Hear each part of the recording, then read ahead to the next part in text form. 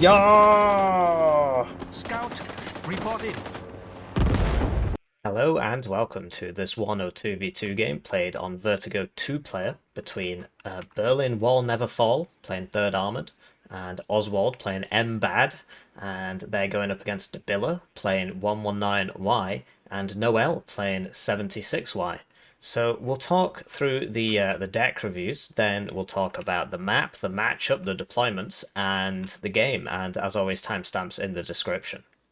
Right, so this is the deck review for Noël, and we'll go through this tab by tab. Just taking a quick look here. So he's playing 76Y. His teammate DaBilla is playing 119Y. So I think that's a pretty good pairing, actually. The idea being that 76Y does really well in the early game, and then swaps into air spam, MLRS spam, whereas 119Y is still good at like the 0th minute with the Spetsnaz and the Resved could be MP2, but then swaps into heavy tanks and the burrito, whereas, you know, he doesn't have that much infantry for the late game. So I think it's a good pairing, really. I'm trying to think of better pairings. Don't think there really are any. 119Y and anything with lots of infantry. Oh, it's 119Y and anything's kind of good, to be honest. Yeah, so in terms of like going through it tab by tab, I mean, there's no point really because this is a team game. They're playing as a team, so you need to look at the decks between them. So they're playing Vertigo, right? How many CVs have they got? So 2, 4 here, and then 6, 8. So that's 8 CVs. So between, I think that's a good number of CVs to have between two people in a 2v2. In a 1v1, I would say that this guy doesn't have enough CVs, and I would say that this guy doesn't have enough CVs. So that's why we can't really go through it tab by tab, because this is not a 1v1, this is a 2v2. So they're making big savings by not bringing as many CVs, and they've got all the CV types you would want, I think. So forward deployed wheeled CV, right? Tracked CV, forward deployed, then you know, wheeled CV, not forward deployed, and tracked, you know, tank CV, basically. So another thing you could say is, so like there's 2 grads here, right? So 4 grads. So that's a lot of grads. You might want to consider if you're going to do something like that. If you know the map's Vertigo, it kind of makes sense to bring these because on Vertigo, it's very gradable, particularly the 2v2 version with the mega zones, but even the 1v1 version. You know where the enemy's going to be. He's going to be in a tiny little forest on the edge of the zone, and you just hit that. So it can make sense. So in that case, you might want to consider swapping out one of these supplies, one of the truck supply maybe, for a fob, which will make you weaker in the early game. But late game, if you really want to use 4 Mr. Bs, which I don't really recommend, and the burrito especially is very supply hungry, and then 4 half grads, and they're vetted, so you know they fire fast. The fob might be very very useful. So that's one piece of advice I'd give. In terms of these arty pieces, you know, I've not seen the game yet. I watch it basically in the same order you do. So obviously you skip this part, whereas I don't. If you find that, you know, 4 RT pieces is quite a lot to manage, right? You could just have 2. There you go, you save 2 AP now. Where could that go? You could get an extra helicopter, right? You could get the LGBT. You could get the siege plane to assist your bomber, so your bomber survives. So I actually think that might be a better use of your time. But 76Y is already doing the air spam thing. So yeah, if you wanna go for RT spam, you can.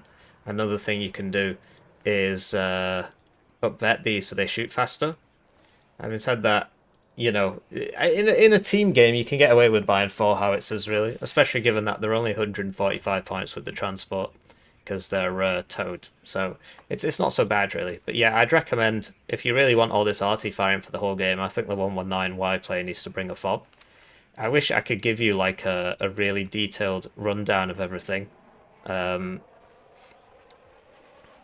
so this thing,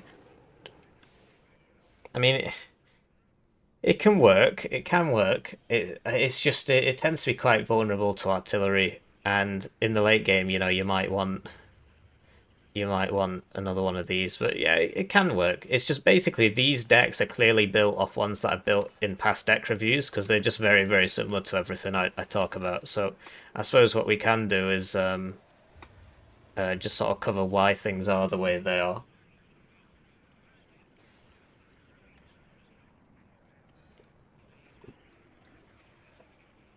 So, yeah, for 76Y, basically, this player's strong at the start of the game, so he wants the infantry CVs, right? Forward deployed CVs. You can get this one, but that's a 3 availability tab, whereas this is 2. And you see, so like, for example, so one of the pieces of, because he asked me about this, he said, look, I mean, I'm struggling with my forward deployed CV wheel to unload and it loaded back in. I'm sort of having a pain with it. Well, okay, so you could get rid of that, and then you could get rid of one of these, and you could bring the tracked one. But you're losing you could bring this one, but you're losing a lot of capability there. You know, you could just get a bit better at microing, you know, and and do it this way, which I think is better because yeah, then you've got your 4 grads, and you can mix that with the fobs. Yeah, 3 cards of supply to keep the 4 grads firing. These are half grads. They've got half the tubes, 12 instead of 24, or 12 instead of 40 actually. Well, we just call them half grads, even though it's less than half, I suppose. And then the Nona is your smoke slash, you know, HE kind of thing. It could be better, really, but your other options for long range sniping of AT, GMs, and so on is nothing. So you've got to bring that. Another thing, if you find that 4 grads really is too much and you don't want to bring that fob whatever, you can upvet this and get rid of that and then bring 4 of these instead. Supply cost is a bit less because of, you know, this is 360 supply every 3 salvos, whereas this is 240 supply every salvo. But yeah, I think it's fine like that, really. So yeah, 3 cards of supply, and those are the only 3 cards, so you don't really have a choice. The reason this is a wheeled CV, forward deployed, and not in, is because this is a 2-point slot as a wheeled CV. It's just you do have to load it back into the vehicle, and it does cost a bit more. So yeah, you can get rid of an arty piece and that, and then put this car in. But you are losing something for that. You're losing the arty piece. Is it worth it? That's up to you. And then between these CVs, they're just the same, but one's in a cooler transport. What I will say is that if you've got, well, this one has smoke, so I was going to say you could get the cheaper one because you've already got a forward deployed CV, but this one does have smoke and an igloo, which does actually make it quite useful. Then lots of BMD2, so we spoke about this the last time we saw these two play. And I said there weren't enough BMD2s, and now there are, which is why I'm sort of skipping around a bit here, because most of my concerns have been solved, as it were. So yeah, lots of BMD2s, very good on Vertigo with their Conkers and stuff. Obviously a BMP2 is better, but if he wants to play 76Y, then this is your best bet for long range stuff. Whoops. Then you've got a Meta Squad, which is useful for locking down the edge of forests and stuff. And it can also shoot within the forest now. I say now, it's been about 6 months since that happened, maybe longer. And Spec Scrupper for the opener, and just in general an extremely effective infantry squad. Well, yeah, it's anti-vehicle as well. So a lot of people say like NATO has better infantry. I mean, I don't really see that as being the case. NATO's sort of standard infantry might be better than Soviet standard infantry, but all these airborne guys, like they get SVDs, you know, they get the Metis isn't bad, but it's not really against infantry. But yeah, this is just an incredible squad because they've got the satchels and they've got 21 pen launchers. So how do you kill them? You can't kill them with infantry. You can't kill them with vehicles in close range. So you've just got to overwhelm them massively. And then the Conkers for the Conker spam. And I think I spoke about this last time, how the BTRD robot's really useful for just sitting in a forest. And I'm going to link the last game that these two played in the description because, you know, that has a lot more discussion in it about how you can improve the deck. Whereas basically they've basically done everything I asked them to do. So that's why this is sort of feels like a bit of a speed run, which some people might be thankful for. So the advantage of the robot, right? Even though it does have bad stealth, it does have smoke, 1 armor. tends to die in one hit to like a heavy tank, but like a light tank, you know, it might survive and it might miss, right? And then you smoke and leave. And the idea is just the ATGM spam. So you get loads and loads and loads of ATGMs across the BMDs and the robots and everything. So you take ground quickly at the start and then you fill it full of ATGMs. Then I spoke about this in the last one as well, how this is a really useful thing to have in the deck, because basically at the start of the game you just send one down every road, and then it really frustrates the enemy forward deployment. And you mix it with this, so if he sends helicopters to deal with that, that shoots them. So that's proper funny. So yeah, RT tab, the Nonas, the Grads, we spoke about this. Then in the tank tab, you get BMD 3s. So this is more to do with, you know, spamming out the ATGMs. This one's got 3 armor, and it's got a super good ATGM on it, the Conquer's M. It's tandem as well, so it deals +1 to ERA, +1 damage to ERA targets, which means it actually, because it tends to be that it takes 2, you have to hit them twice, and so that means but ERA only gives you +1 HP, which means that tandem stuff actually, like, deals more damage to ERA stuff than if they didn't have the ERA. Which is an interesting way of doing things. Anyway, very, very good against infantry. And it's got smoke and it's got a good ATGM. It's very powerful on the defense. On the offense, it's not great because you can't fire this thing while moving. But yeah, if infantry runs towards you, they're dead because auto cannon, 2 PKTs, and the grenade launcher. And then vehicles. So it's a defensive tool. Question is, do you need 18 of them? So what you can do is either, you know, you can upvet them all and then you might run out, or you can just upvet one and then your first 4 out are actually going to be better than the rest, and then see if you run out. Are you running out in 40-minute games routinely like that? If you are, then downvet it again, right? If you're not, you might want to upvet it the next one. And that's a great way of doing things, personally, because this way you only lose 2 and you're still getting the better punch at the start of the game. It just depends how frivolous you are with your units. Obviously, if you just send these 4 off to die at the start, then you've not really gained anything. And then, yeah, this is a good stealth ATGM launcher, so just more of that ATGM weight. So infantry takes the zone, and then ATGM spam and air spam for the rest of the game. This is a great opening unit, so because they've got igloos, they're basically like SAS, except more expensive because I'm not really sure why, given that the igloos worse. I think it's just because they're bigger squads. I think SAS are 8, and their anti-infantry capacity is greater because the SVD is like 4 rifles, which means that you know, that's the strength of 13 shooty power. But the RPG is a bit worse. Then this is the BMDs from before, but recon, so it's really annoying because it's got very good optics and mediocre stealth, which means that enemies won't really see it. And then, yeah, you've got these guys for the ground surveillance radar, also useful just so you can spot things. And then the drones, which are very useful for marking targets for your aircraft, for your artillery. You just send it over. This has a 50% hidden evasion bonus, which is better than ECM. So it's like it's more than 50% ECM, but it just says 0 here, and it just doesn't tell you. A8, so the igloo, you bring in the Skreshet, because the Skreshet's great against infantry. Whereas if you need like a speedy guy, then you've got this, which is a really good gun. It's much better than like the French one, for example. It literally has twice the DPS. Well, it's got 2 guns, so it makes sense, right? Yeah, smiley face. So yeah, you send this at the start out with your SPG 9s, 1 on each road, or a pair on each road, or you know, you can just have like 1 of these between 2 roads or whatever, and then you just cause havoc at the start, and that allows you to get your guys into position, because you'll note, right, so this goes at 90, okay, this goes at 75, right, all of these are all at 90, which means that actually, but this is at 100, so it means if you actually want to get there first, this is a better bet. You know, shout out to the grenade launcher team, that can be useful, but I think there are enough anti-infantry options here with all the BMDs and stuff. And yeah, so you don't get helicopters, and then air is absolutely stacked. So basically, spoke about this last time as well. So the MiG-31s are very, very useful against against, in a team game, these are really good. And the bigger the team game, the more useful they are, because they outrange anything NATO gets by a lot. They outrange anything NATO gets by about 5 kilometers.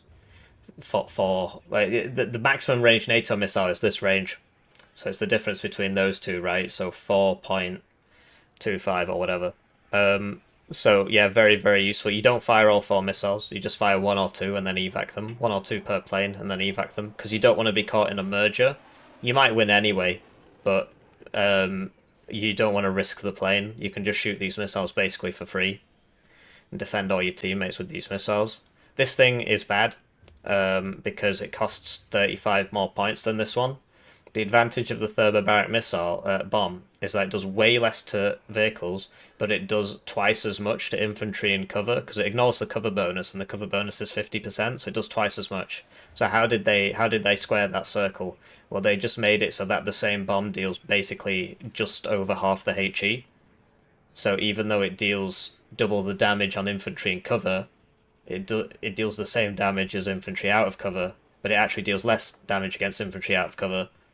And it does less against vehicles, and it costs more, so it's just worse in every way. Oh dear. What could I say? I wish Eugen weren't sort of lobotomy recipients, but I don't know. So yeah, then you get the LGBTs really, really strong because this is a CAB 1500. It just one-shots a heavy tank, and so NATO equivalents drop 2 small ones at once, apart from the Nighthawk. Which will kill the heavy tank, but then each bomb is a 60-second reload. The size of the bomb doesn't matter. So this is just 3 times better, basically, because it just reloads faster. And you can kill 3 heavy tanks with this if you're playing your cards right in one pass.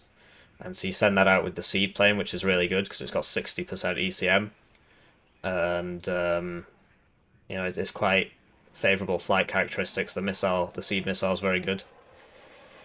And then you've got the AT planes, so this one you can just fire 1 and then evac it at max range, and it's got decent accuracy, and this one gets 2 off in one pass. So yeah, really strong air tab from 76Y.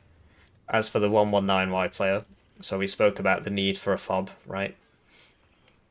If you're really gonna bring all this artillery and just hunker down, if that is the plan, then you might want to try a fob. I mean, if it doesn't work, just take it out, right? So yeah, something like that.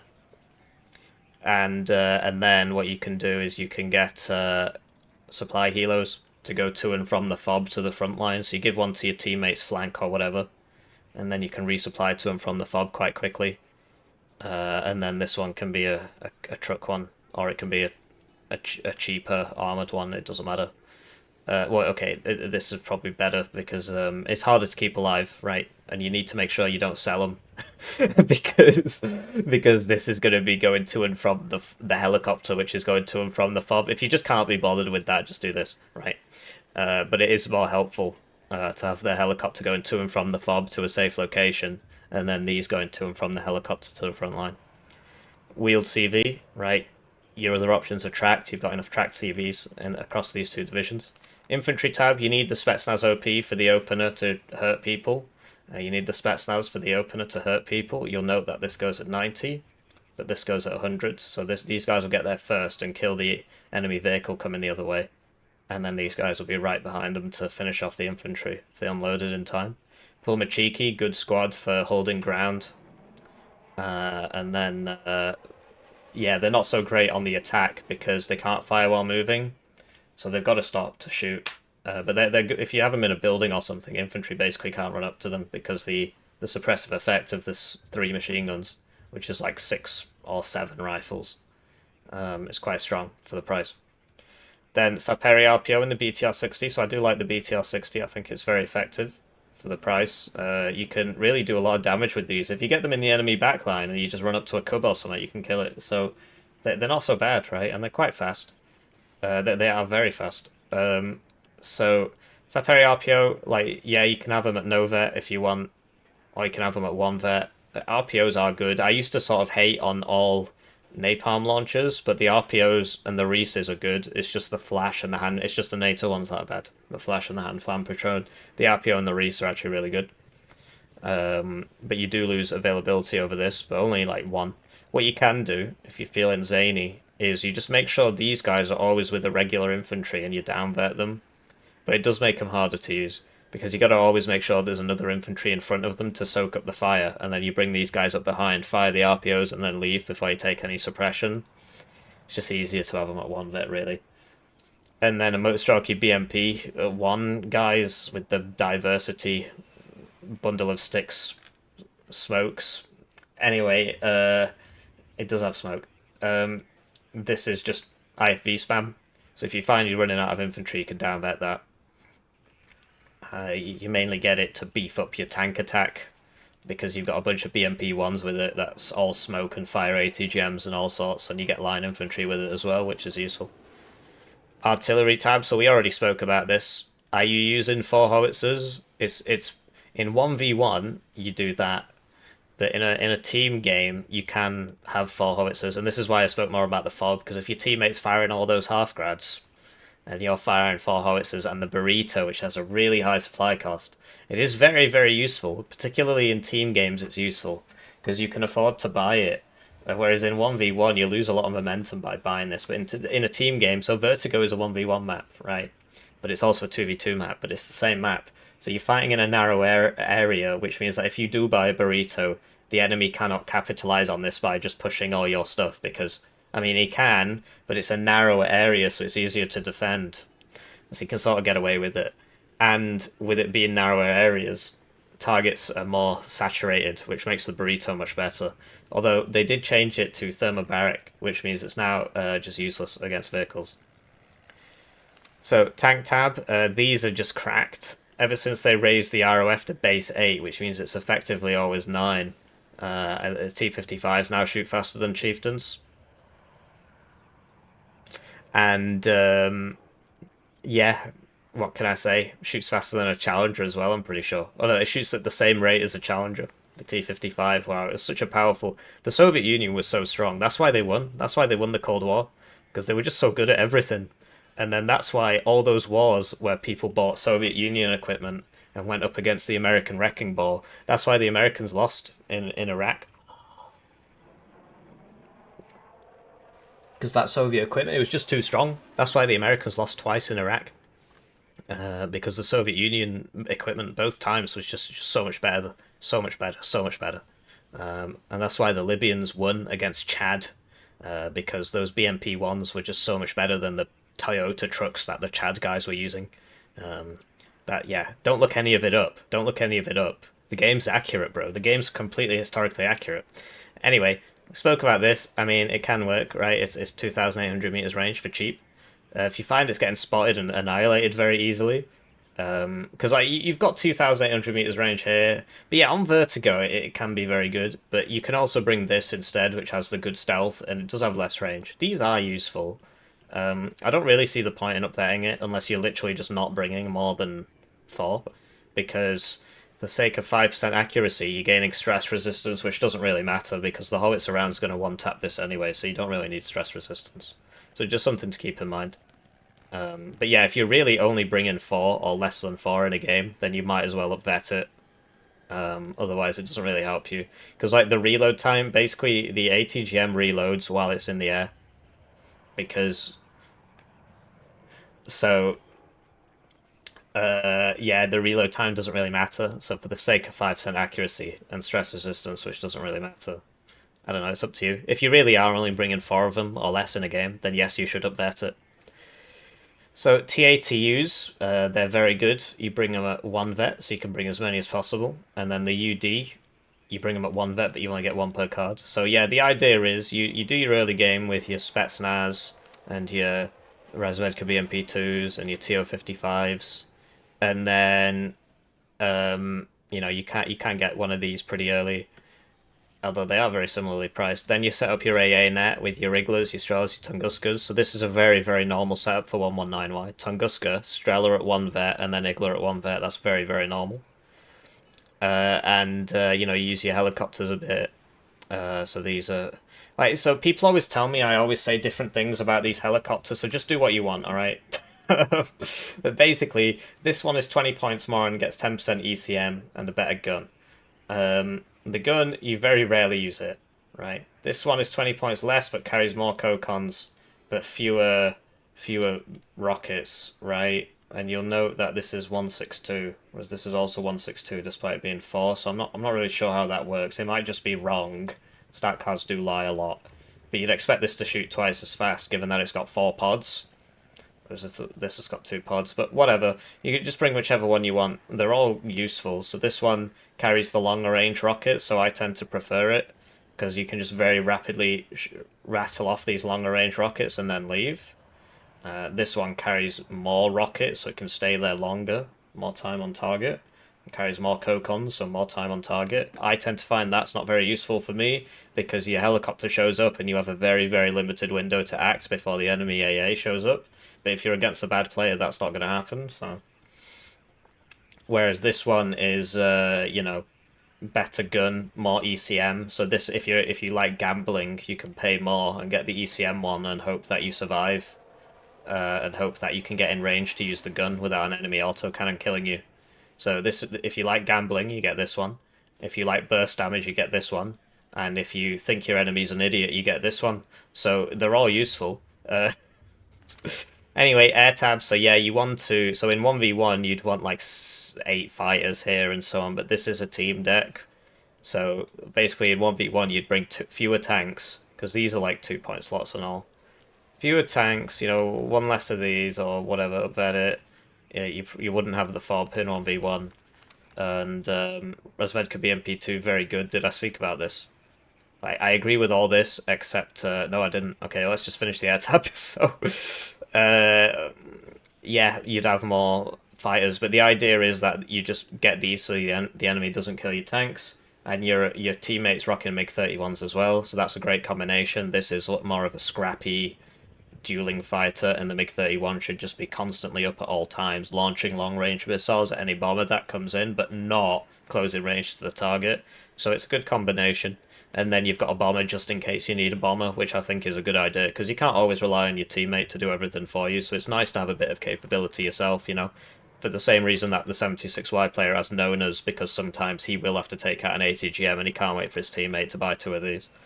This guy has a bomber just in case he needs to bomb a target. So, so yeah, I didn't speak about the recon tab. I did.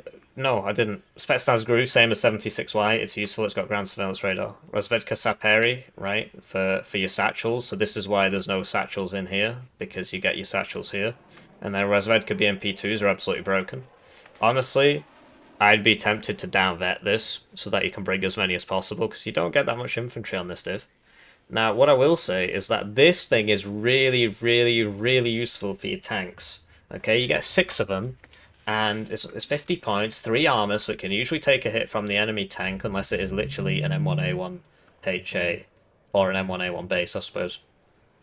Or a Leopard 2 A4C or whatever. Anyway, it'll usually survive 1 hit, and then it just smokes and leaves, and it gives you tanks exceptional optics, so this is really, really useful. This is only 1 per card, it's going to die anyway, and you've got 3 more helicopters here, so I'd get rid of this and put this one in.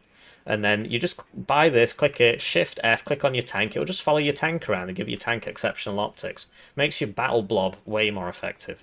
So that's it for the deck reviews. I'm sorry for skipping around a bit, but it's like, so if I've already covered something and people make the improvements, that's fantastic, right? But then I don't want to just say the exact same things again. But then there's nothing to say. But I should say something, right? Or whatever. Hopefully I've struck a decent balance, and I'll see you in the deployments, the matchup, and the game. As always, timestamps in the description. Right, so with the deck reviews out of the way, let's talk a bit about the map. Basically, the map is somewhat red favoured, because on this side, red gets this massive hill, which makes it easier to defend. And if they put a guy in here, he can shoot down here. And if they get a guy to here, he can shoot down here. Whereas if blue gets a guy to here, they can't shoot down here. But blue does have an advantage in that it's easier to take mid, because they've got this fallback position here, and if they take mid, they can shoot down here with some ATGMs. So that is an advantage. On this side, it's kind of red favoured as well, because they get this building, which lets you shoot down here. But the thing is, if blue... and, yeah, this would also be annoying. But if blue takes this, then they can shut this down, and then they can fight here. So it's not the end of the world, really. I just absolutely hate this map.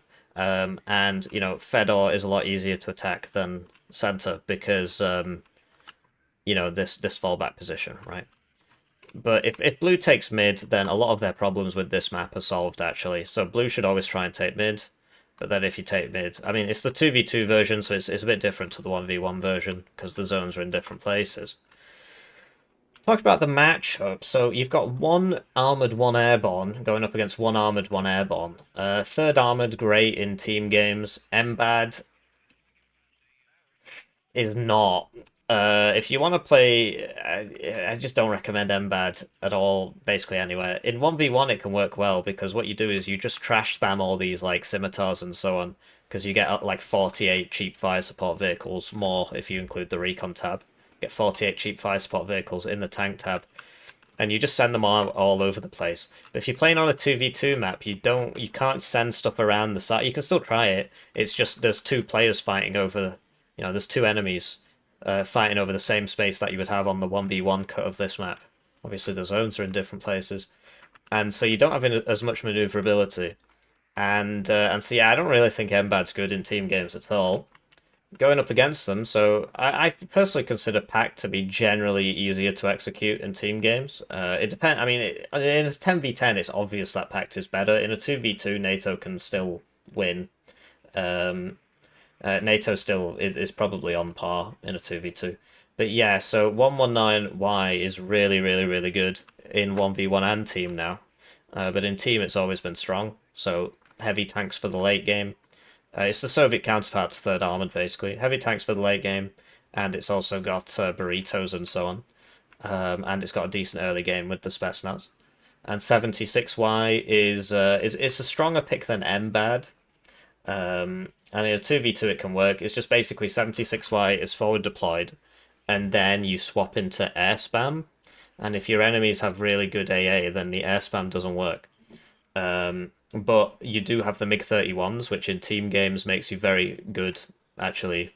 Yeah, so I was wrong in my initial assessment. 76Y is good in team games, because the MiG-31 outranges anything NATO gets by about 4 point something kilometers. So I vastly prefer Red's matchup. Red's picks. So let's talk about the deployments. We've got Oswald playing as MBAD, and he's going to go for the town. So this is very typical. Typically, the armored player will go in the open ground place, and you see the same happening over here.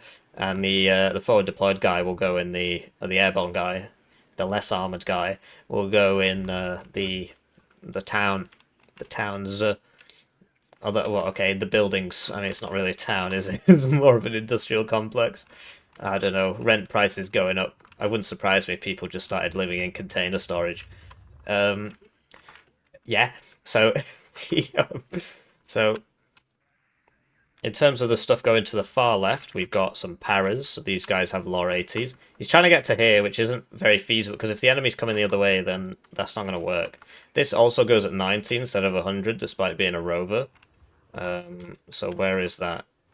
Because it's the big rover, I guess. The truck rover as opposed to the car rover. They're both called rover, so whatever. And then a minstrel, right, for AA.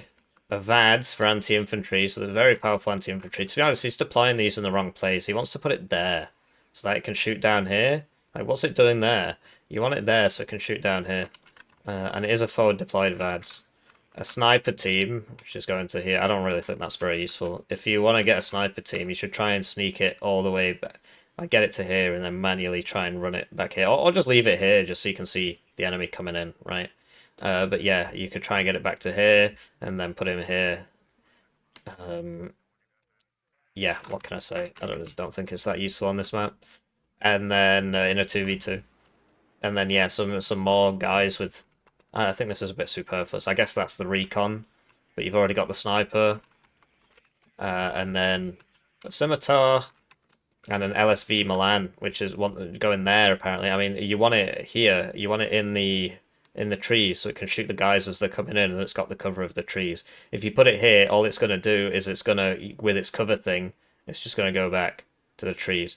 And you've put it on don't engage transports. So they're going to get in anyway, apparently. I don't know. We'll see. And then for Anna, we have 2 more paras. So yeah, 65 points with a lower AT. They're not that fantastic, really, in the age of the DMR, because they don't have DMRs. And then Avads for anti-infantry. This should be going in the trees, really. And then Pathfinders, which are really good because they have 4 machine guns. But the machine guns don't fire while moving, so you've got to be stationary to shoot them. And, 4 machine guns and special forces, etc. So we'll see about this. I mean, the fact of the matter is that he's not gone for this building, which is the one you want to go for at the start, because both players get to this at the same time. And then a CV for Anna. Then we've got some guys who are trying to take mid, which I agree with. If you're on the blue side, you really need mid. Well, to be honest, everybody could use mid, but the blue side really needs it, to tell you the truth. So para-engineers, para-regulars, minstrels, and pathfinders. So nothing we haven't seen before.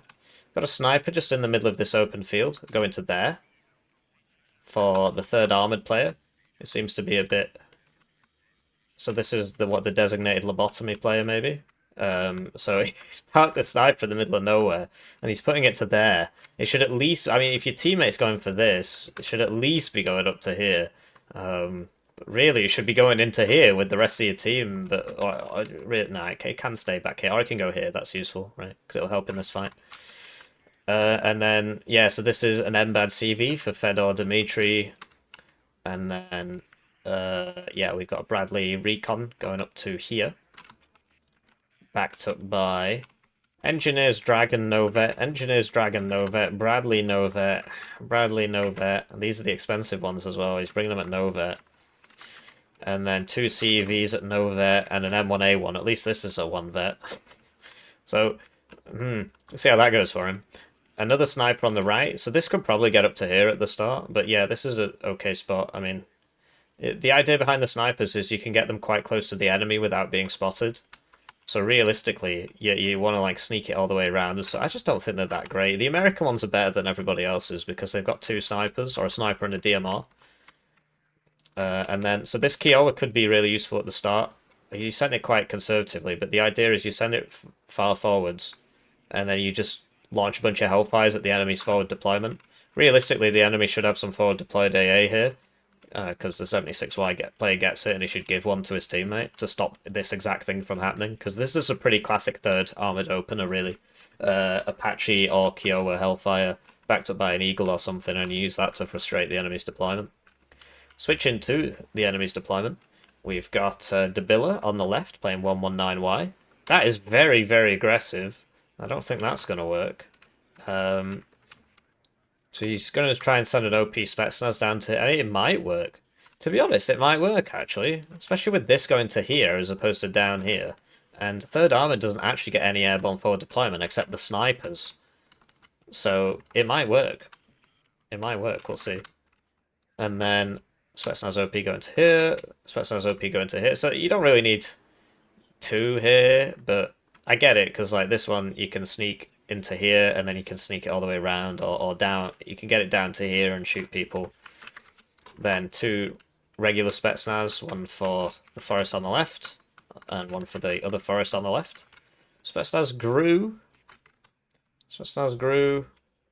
So this is technically not in the forest, I think? No, it might be. Well, whatever. So that's fair enough. You could also put it here. And a commander. So from the deck review, we know that he doesn't actually have infantry ATGMs. So, I mean, his teammate could spot him one, but it's coming in a slow vehicle. But yeah, his teammate could spot him one. And, although, does he have... He has BRDM2 Conkers, but they're not forward deployed. So yeah, like an ATGM here stops your enemy coming down this road. Whereas Vedka BMP2 coming over to the left. So they definitely want the left so that they can squeeze this middle zone. And they've got MLRS, so it makes sense, right? Get this. Try and get this. Then if he's in the zone, he's literally in here. And you just bring up the burrito, and it's burrito time. And then, so we've got a supply, 2 Iglas, and a TATU. Which I don't recommend at the start, because you don't have any air cover for it. 2 Igloos isn't going to protect it, really. Unless they've opened fighter, which they might have done. I'd recommend buying, like, 3 TO-55s instead. 4, even. for the same price. But yeah, 3 TO55s and a bit of AA. And you should be alright while you build up. Looking at the middle, we've got both players in the middle, so DaBilla and Noël going for the middle. Sort of. What? Right, which one's a DaBilla? So is DaBilla the only one going for the middle? Yeah. So he's got a Spetsnaz OP, a regular Spetsnaz, and a Spetsnaz GRU. And then the SPG-9 should be... Okay. So this should be on attack move, not fast move, so that you can shoot the enemy as soon as you see him. So like you can fast move it to like here if you want, I guess. Because yeah, sometimes you actually do want it on fast move, otherwise you'll stop in a stupid place and die. So it's just whatever you want, really. But what the idea behind the SPG-9s in the deck is that you give some to your teammates as well. So you literally just buy like 4 at the start, and you send one down this road, send one down this road, right? And try and get up to here. Send one down this road. Yeah, send one down this road, send one down this road. And they just frustrate the enemy's deployment. There's a bit of a selfish SPG-9 deployment here. I mean, it's working for what he wants it to do, I suppose. Although this is a weird place to put it. No, I suppose it makes sense. But yeah, typically you'd want to give your teammate one. Although I suppose he's basically trying to achieve the same thing with a Spetsnaz OP coming down to here, which might work. But yeah, the Luaz SPG-9 can do the same thing. And then Spetsnaz GRU going to this house, so that'll give nice vision, but you want an ATGM there, so... Okay, great. Typically, so like this can work, right? Shoots down there. I tend to prefer this one, because you just get a bit more... It doesn't really matter, actually. Never mind, it's fine. And then the other BRDM2 Conkers is coming to here, which is a nice spot, because it shoots down there, and it can also sort of help out if something happens over here. And then the main blob consists of... Oh yeah, so Noël gave him a Spetsnaz commander as well with the you know, the thing switched off, the auto cell. So yeah, commander going to be unloading right there, and then you've got Spetsgrupper, Spetsnaz GRU. Ooh, that's exciting. That shouldn't really work, to tell you the truth. If you get to here, you should unload here, really. It's a nice place to be. This on Spetsnaz Vedka, the Luaz, yeah, Scratch It, Igler, BMD2. So neither team are sending a wheeled guy to here. This is it at the start. You want a wheeled guy in this building as fast as humanly possible, 100 kilometers an hour. I suppose the SPG-9 here fulfills a similar role, because yeah, from this building, obviously, if red gets this, then they see all the blue stuff coming in. If blue gets this, they see all the red stuff coming in, and both players, you know, one team gets to this at the start, and the other gets to this at the start, or these two. So that you need to.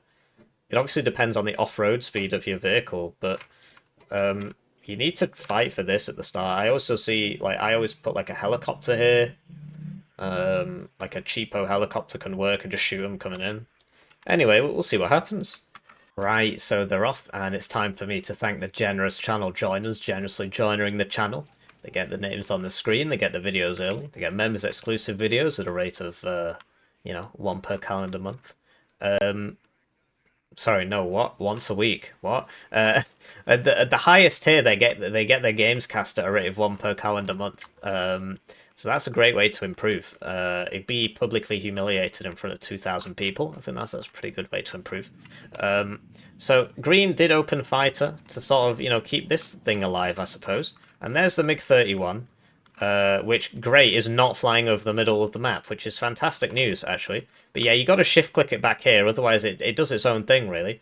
Because, yeah, if this closes range, it might just kill it. I mean, it is RNG.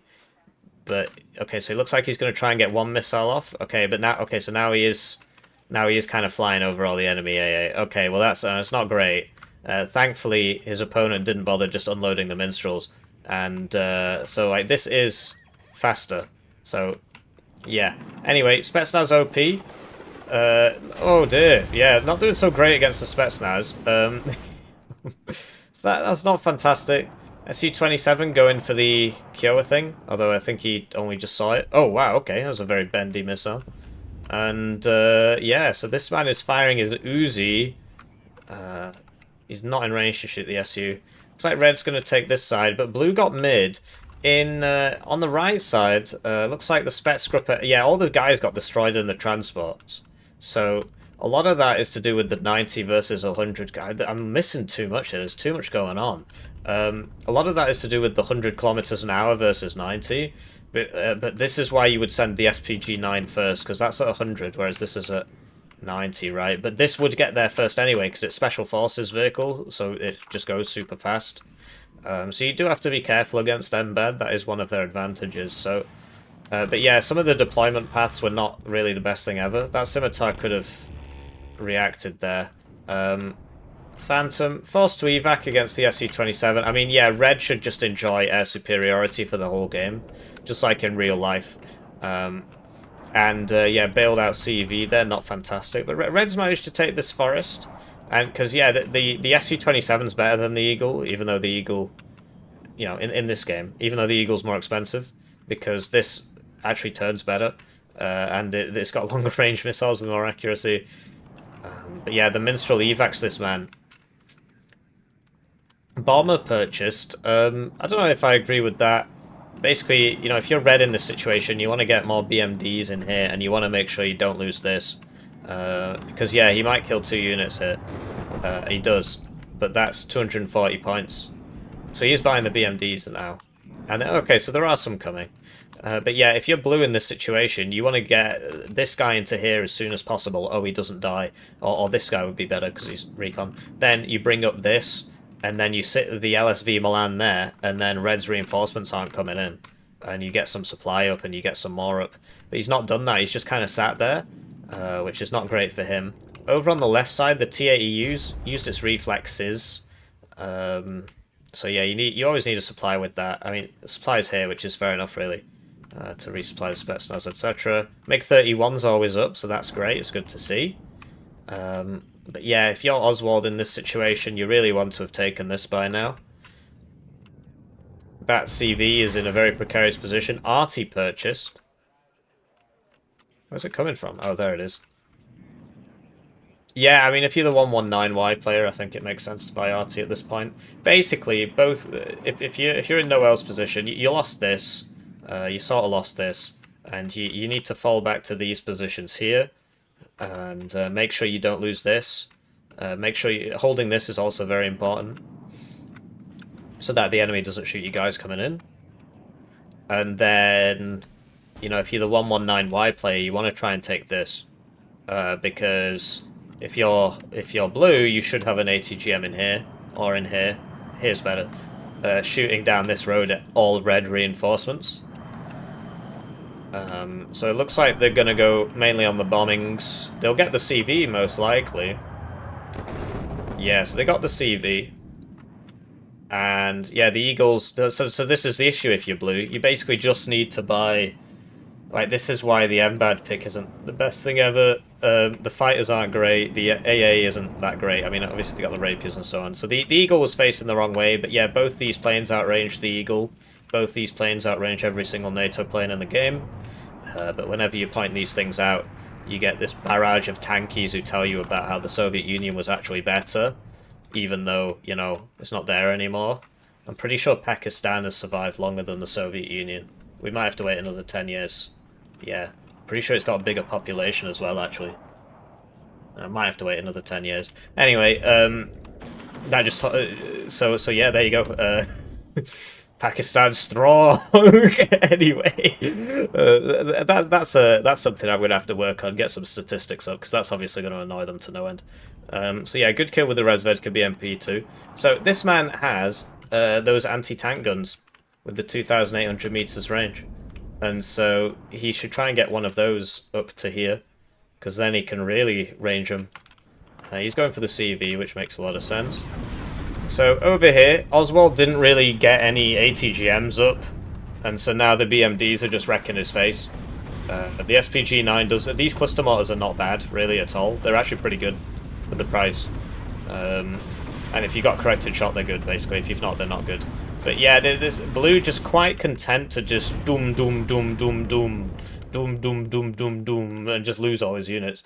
Basically, if you're blue in this situation, you should have bought some ATGMs, like a lot. Like the Milan 1 is perfect for this, because it one-shots the BMD2s. And then you should also be... See, look... Oh, okay, missed, but, you know, you get the idea.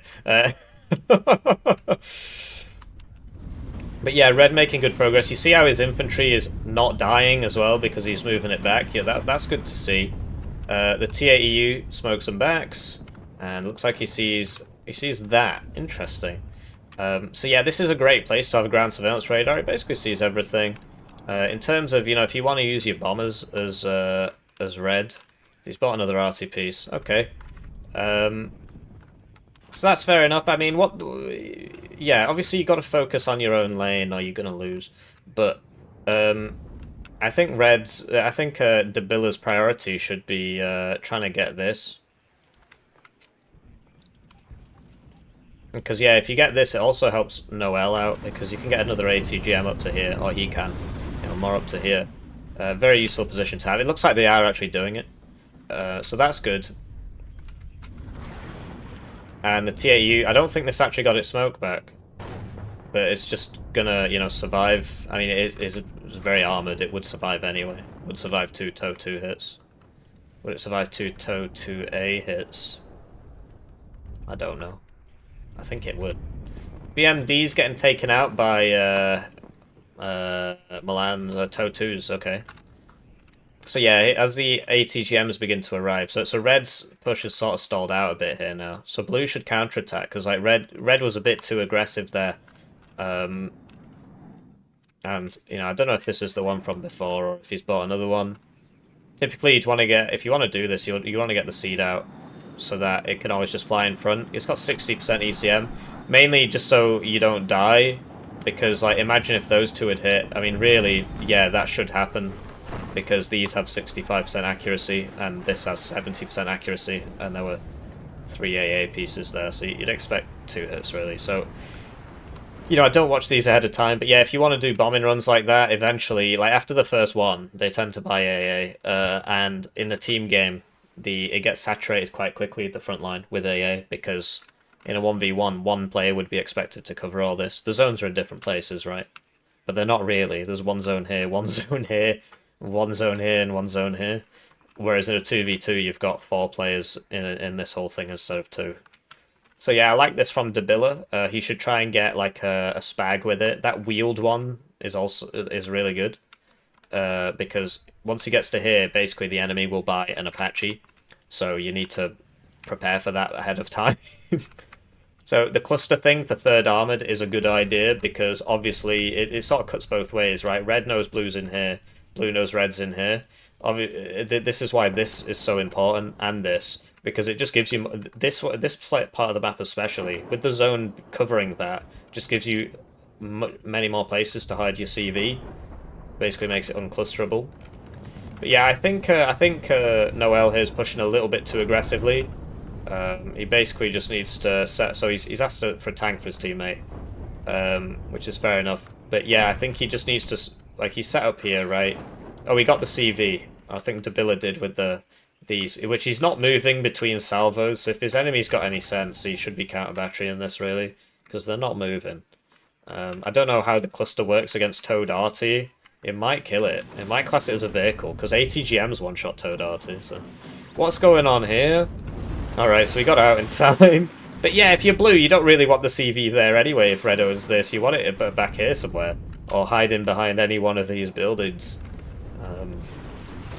So yeah, +2 for red. What I will say is that red needs a little bit of ground surveillance radar up here. Oh, there it is.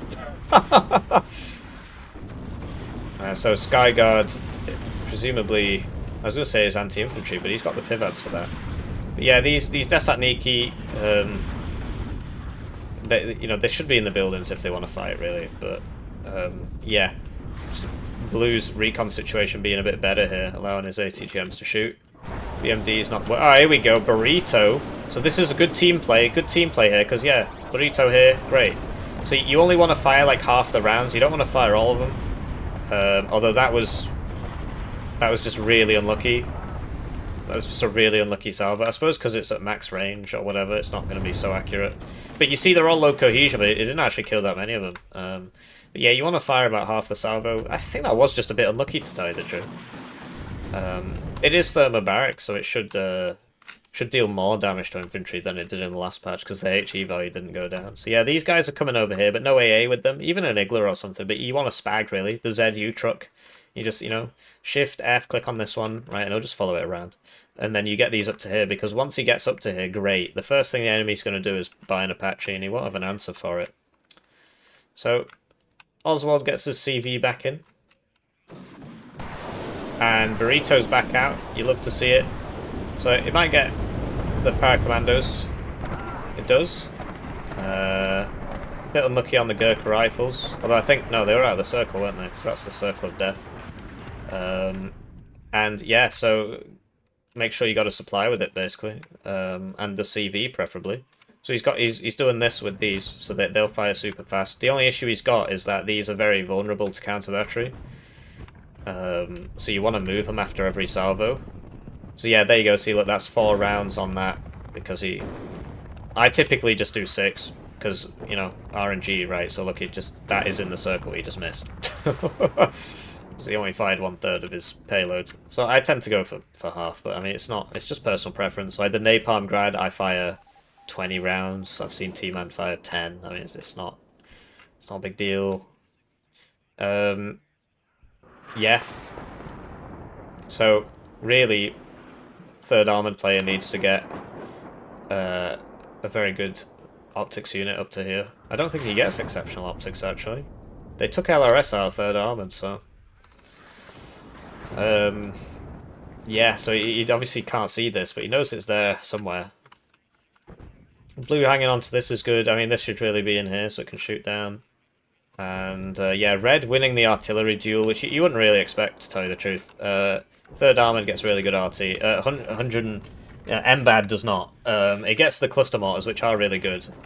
If you've got recon for corrected shot, they are really good because their dispersion circle's really tight and they deal cluster damage. If the enemy moves, obviously it does literally nothing because the dispersion circle's so tight that you'll just miss.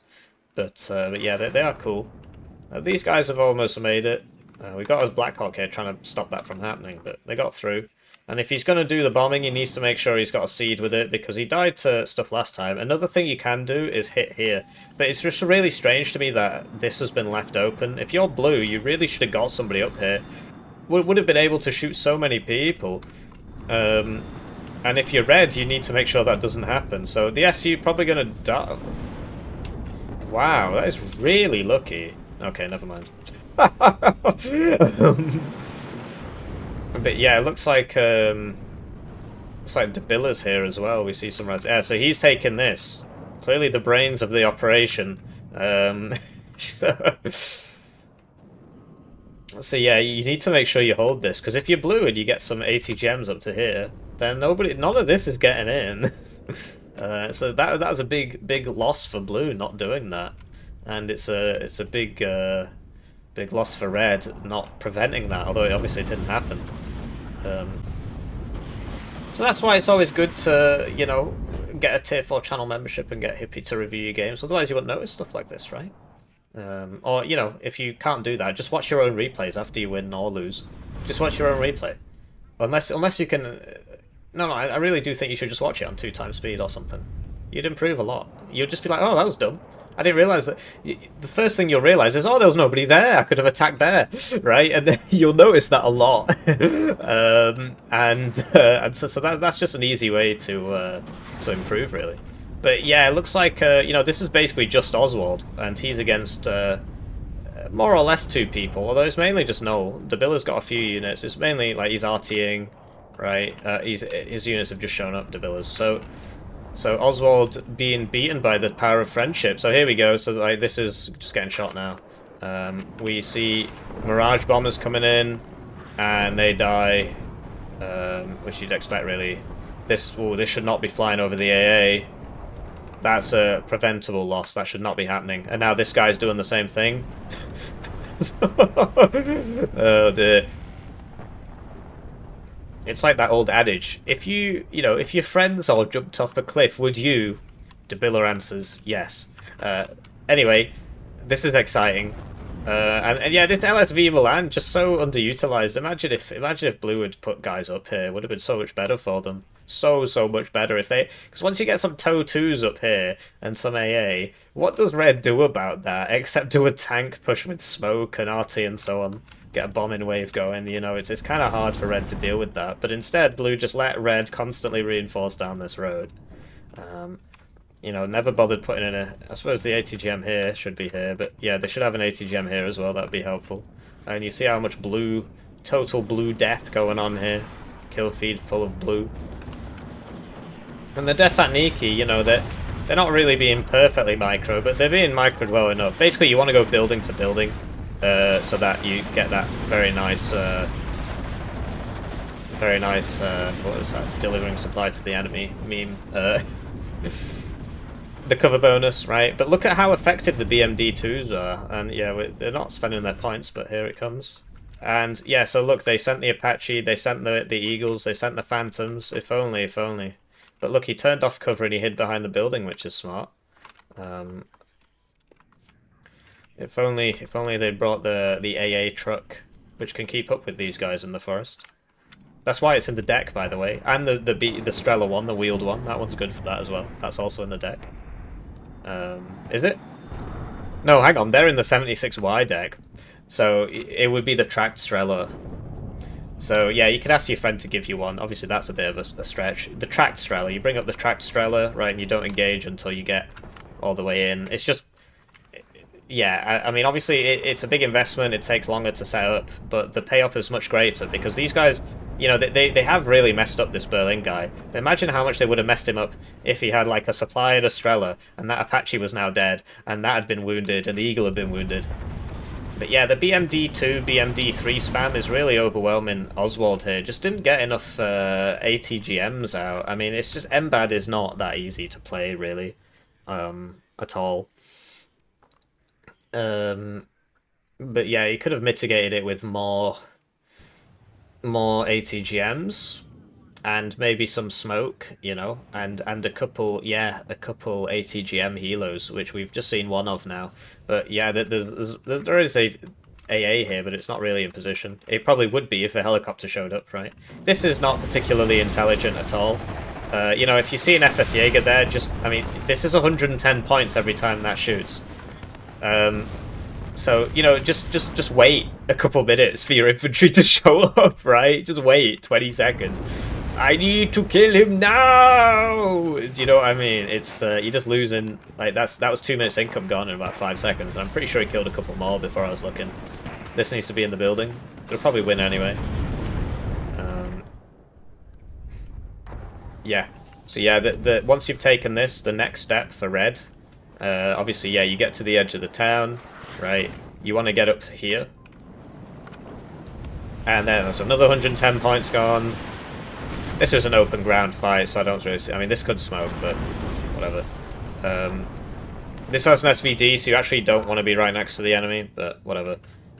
And, yeah, so you see how all Blue's reinforcements come down here? That's why it's very important for Red to take these buildings, so that, yes, he can put these in.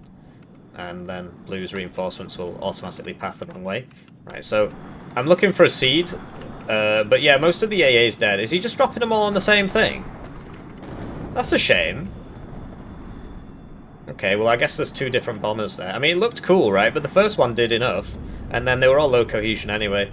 So he could have, the second one could have been here, and the third one could have been here, and then they would have got all that, and they would have got this, so it's a shame. Burrito has been repairing.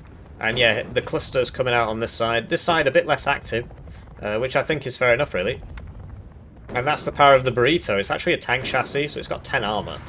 So it does survive that sort of thing. The thing is, it doesn't have smoke, so hopefully it gets out of the way in time. Well, we do like to see the Burrito. Okay, it did get out of the way in time. It was a bit clutch there. These still haven't unloaded. So when you buy it, right, because he's done that for all his stuff, you click up here, click your unit, click Y on your keyboard and click on the map, and it will automatically unload when it gets to its destination, because I think he doesn't know about that, because he's not done it for any of his units here, and they're all just dying. So that's not fantastic. Red's still winning here, but giving the enemy a fighting chance, I suppose. So yeah, Toe 2 spam there, overwhelming the T-80. Yeah. So yeah, they've taken up here, which is important, and then yeah, you wanna sort this out, right? Get a 2,800 meterer up to here. That's useful. Once you get up to here, you know the enemy's not really getting back in. Not with MBAD. Not sure what that was aimed at. And here we go. So he's doing it again, and this time he's brought an Igloo, which is it's not sufficient against an Apache. The Apache can just burst down the Igloo, but it's you know we're seeing improvements.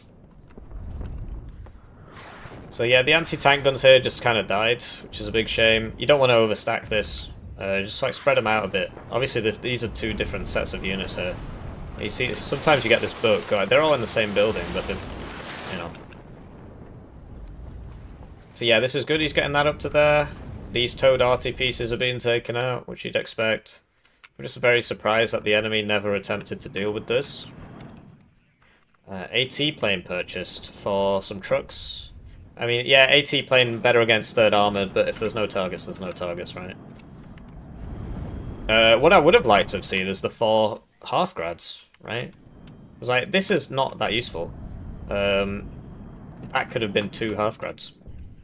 And then another plane could have been 2 more half-grads. But look, the planes are working well. I mean, Blues basically lost the air superiority. Okay, so wait, we see some avenging here. So where are the MiG-31s? Where are the Su-25s? He just evac'd. And he didn't kill the enemy planes. It's a shame. So yeah, Burrito does very little to armor now. Basically nothing to armor, which I think is good. But in that case, well, why not reduce that supply cost now that it's less effective against armor? It used to just kill everything. Now it's better against infantry, but worse against armor. So I think that's good. But now that it's worse, they should reduce the supply cost really, or the reload time, which is an absurd level. And yeah, Blue just getting pushed further and further back here, and this is like, I don't know if these two are playing together or what. We did both see them send, you know, fighters out and stuff, but you know, Berlin Wall is quite happy to let the Berlin Wall fall over here while he just kind of sits here and tries to sort out his, you know, win his own lane. Well, I mean, it is a team game. and look at what's happened to your teammate, because he's been 2v1'd. So you know, if your teammate's getting 2v1'd, you've got two choices. Either you can rush your zone down, and to be honest, if he had all this and he just attacked from here to here, he'd take all that easily. And then, you know, then he'd probably have a problem here. But like, look how many heavy tanks he's got. He should win if he micros well. Obviously, you got to watch out for the enemy planes, which there are a lot of now. But instead, he's been playing it nice and slow, where his teammates been getting whacked. So, yeah, if your teammate's getting pushed, you got two choices: help him, or push your opponent mega hard, because you know he should have fewer units than you. Sadly, went for option 3, do nothing. So here we go, next attack. And yeah, the MiG-31s are just scaring away the enemy fighters constantly.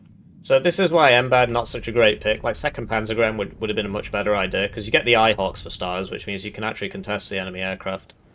And you get better open ground stuff, you still get some forward deployed stuff.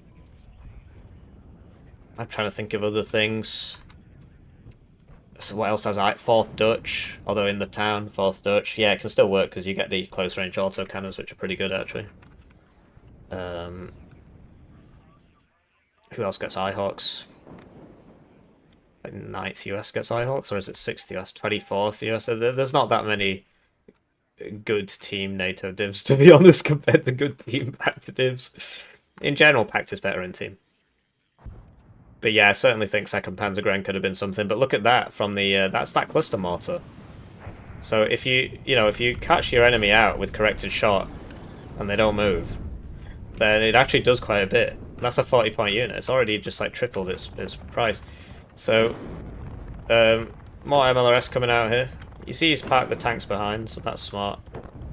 Really, there should really be quite a few ATGMs. Presumably, there was one in here. Presumably it died, but yeah, I think Blue just Berlin Berlin Wall just being a bit too lethargic here, and he's allowed DaBilla to help his teammate out and win that zone while he just kind of sits here. Like, he is trying something. You see how thin red is here, and now that red's won here, now DaBilla can get back to reinforcing this, so that the moment's passed, really. Lots of arty not really doing anything. Yeah.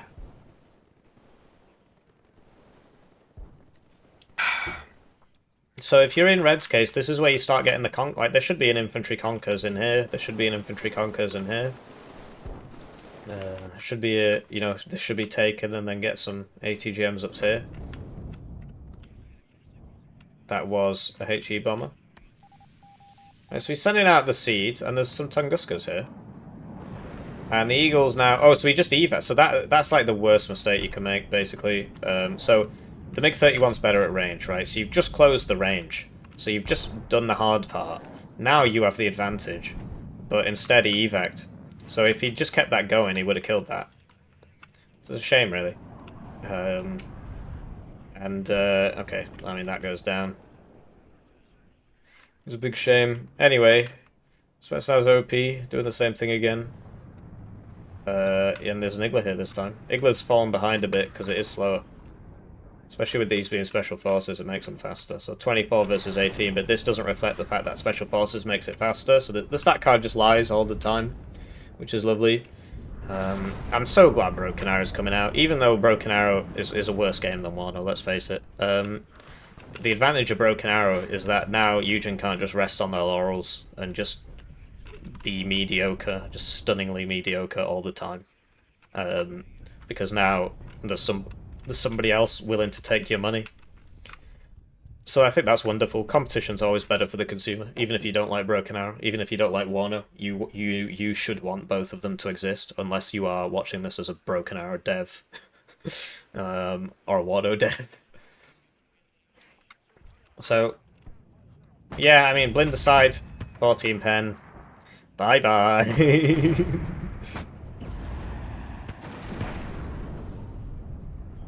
And yeah, these are really not so bad, you know. T80U just died to a cluster mortar. Or to... Yeah, it did. So if you don't move, you can kill... Like, really, you should be reacting to this. That shouldn't be dying to a 40-point cluster mortar. And that's not because the mortar's OP, it's because you're not moving.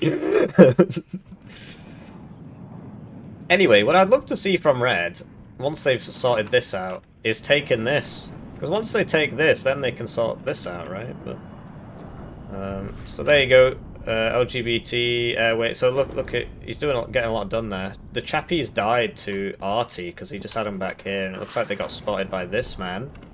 Even though, like, so that's just the end of the circle, basically. Like, you see that if you don't have him highlighted, he can actually see up to there. So yeah, that's how he saw it.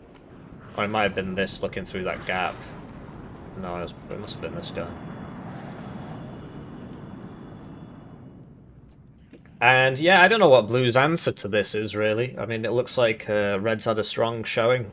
You know, MBAD just desperately spamming out trash. But MBAD is not good on the attack. It's good on the defense, and it's good at, you know, wrapping around the sides and stuff. So yeah, Red just needs to shore this up, get to here, get some infantry ATGMs. Like, we know he's got them in the deck. They come in robots, right? Be really useful here. One there, right? One here. One. Yeah, two would be fine. No, you see, he's actually got one there. There you go. See, look how useful they are, because the robot shoots as well, and so you get a lot of ATGMs. Right. So BerlinWallNeverFall being attacked by Motorstrelki. There's not really a lot here. I think really, so if you're in DaBilla's position, right, you've got this, great. You need to take this, because there should be people here shooting you. They're not shooting, but they are constantly spotting you, which is not useful. And there should be, these Bradleys should be here shooting you. Obviously they're not. But yeah, so if you take this, then you can, you know, get tanks or whatever up to here, and then sort out the enemy here, and then you can try and push this a bit more easily. But yeah, I mean, just owning this is so useful. Because you can just see everything, like that was from this one. They can just see everything. And so the Noël's air spam can just kill all the tanks, which is it's exceptionally good at doing. This is ready. And here we go, so now Noel's saying, look, we need to take this. And he's right. But with 8 minutes left, I don't really understand why Blue's still in this game. I mean, they're clearly not going to win. So MLRS out.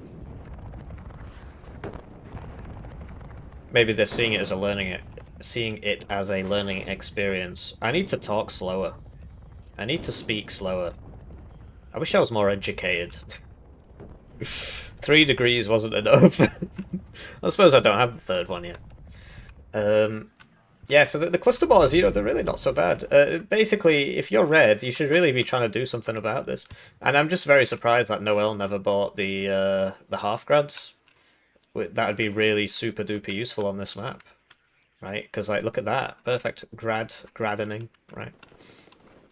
And he's got 3 cards of supply. This is just hilarious. The fact that Blue just never ever bothered to do anything. Oh, here we go. Wow. So typically you want the MLRS on it because it, you know, can hit a wider area, but... And as you can see, artillery in this game is just really, really regarded. Oh, see, look, that was a direct hit. Okay, so it actually got it. And now he should be moving these. He sold these. He's just decided everybody else can just lump it. Okay. Spetsgrupper running across. Not really what you want running across the field. Vad's just a little bit... Oh, no, you got to make sure you get in the forest as fast as possible. If this opens up on you, you're not making it. But yeah, typically, if you want to do something like that, you want a Nona for smoke. You smoke this, right? You get across. I've not seen a single smoke shell launch this game. So this is a good way to try and take ground. The only problem is one Razvedka BMP2 is really going to ruin your day with that. And oh, look, there's one there. So this should kill at least one of those. And then the planes can get the rest, right? Wow. So that's also why you don't group them together, because they all just took that splash damage there from these. Seed out. Wow. Yeah, so typically you want to get the seed out before... Like, so you want to buy, like, a regular bomber first. Well, it depends if you see any AA. But yeah, typically you want the seed out as early as possible. And the seed should be... Like, the seed was a little bit mismicroed there. Typically, you want it hugging the bomber as much as possible, really. Not right on top of it, but you want it just slightly in front. Just so it can soak all the shots and so on. So a little bit mismicroed there. But now he knows where all the AA positions are. He should be hitting all the AA positions. But he's not. He's basically hitting everywhere but the AA positions. So he's just losing guys to the same AA pieces that just killed his last few planes, so... Just massive waste there. Like, so the first one, it got hit by the whatever, right? The seed should spot it. Oh, you got shot at, the seed got shot at. Okay, so now ping, ping, ping, ping, ping. That's not recon, so that's not radar, so... And then the bomber should go on all the AA positions. But instead he's just... I mean, this is just depressing. Interesting, you see that? So that's one of the newer ones that came out in Nemesis 2, so I guess it's got additional coolness associated with it. Is it gonna... How far is it down is it gonna go? Is it just gonna fall through the map, or will it land on the ground? It landed on the ground, wow. Technology. Look at that. Obviously there's a war happening, but, I mean, you know. Yeah. Noël being way too frivolous with his planes here, but there's 5 minutes left, so I don't really blame him. The thing is, right, so... think of the front line as a line, right? So it bulges out here and it goes back here.